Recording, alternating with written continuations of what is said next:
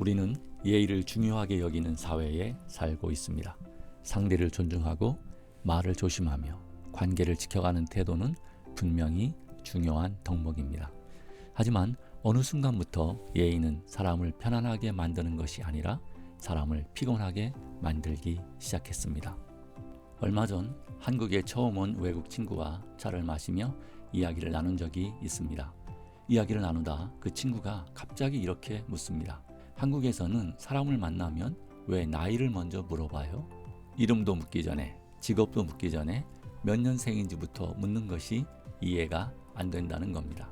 우리가 나이를 먼저 묻는 것은 상대방을 불쾌하게 하려는 것이 아니라 존댓말을 쓸지 반말을 쓸지 결정하기 위함이죠.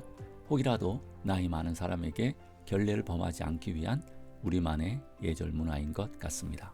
그런데 더 흥미로운 것은 처음엔 이 문화에 놀라던 외국 친구들이 몇 달 뒤에는 새로운 사람을 만나면 자신도 모르게 상대방의 나이를 묻게 된다는 우픈 사실입니다.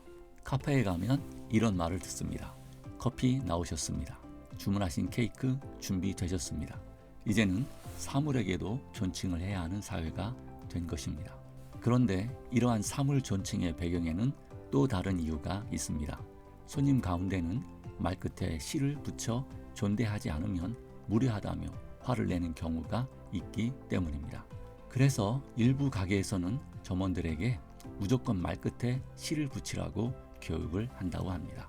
예의를 지키기 위해서가 아니라 무례한 항의를 피하기 위해 존칭을 사용하는 상황이 되어버린 겁니다.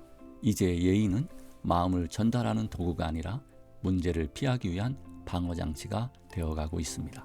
얘기는 말합니다. 대례 필간, 큰 예는 반드시 간결하다. 공자가 말한 예는 사람을 억누르는 형식이 아니라 마음을 전달하기 위한 최소한의 질서였습니다. 하지만 오늘날 우리의 예절은 형식이 본질을 압도하고 있습니다. 대표적인 예가 제사 문화입니다. 아직도 많은 가정에서는 1년에 10번이 넘는 제사를 지냅니다. 며칠 전부터 장을 보고 상차림을 준비하고 절차를 맞춥니다. 이 많은 제사상을 차리려면 경비가 부담이 되는 것이 현실입니다. 예는 이미 사람을 위한 것이 아니라 체면을 위한 것이 되었습니다. 역사 속에서도 큰 예는 간결했습니다. 미국 대통령 아브라함 링컨은 남북전쟁 중 아들 5을 잃은 한 어머니에게 짧은 위로의 편지를 보냅니다.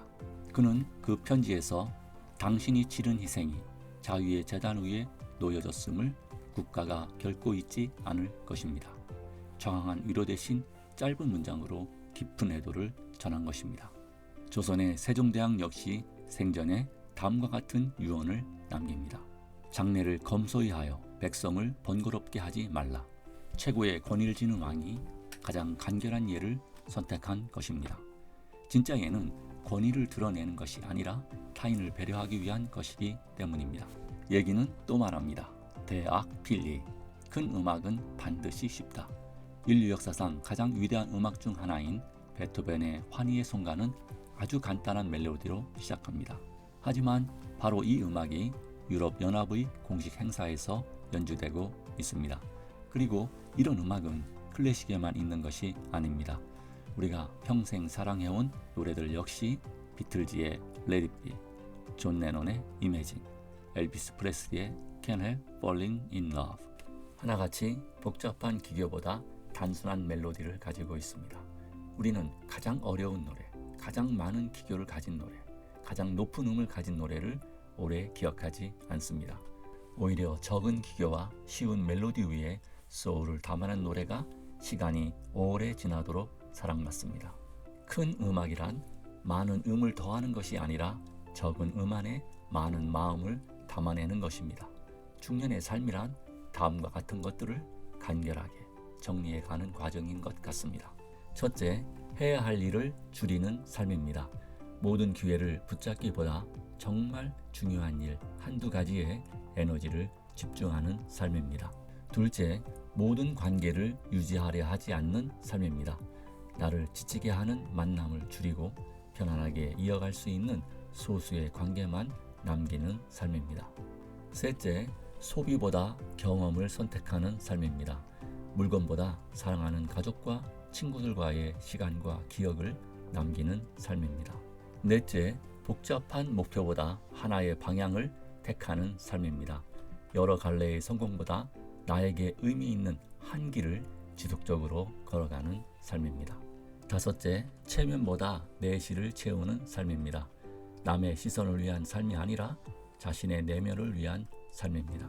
큰 예는 사람을 피곤하게 만들지 않습니다. 큰 음악은 기교로 감동을 만들지 않습니다. 진짜 예는 간결할수록 깊어지고 진짜 음악은 쉬울수록 오래 남습니다. 중년의 삶도 마찬가지인 것 같습니다. 이제는 더 많은 것을 더하는 시기가 아니라 덜어내고 남기는 시기입니다. 중년의 삶은 복잡함을 유지하는 것이 아니라 간결하고 쉽지만 깊이 있게 살아가야 하지 않을까요?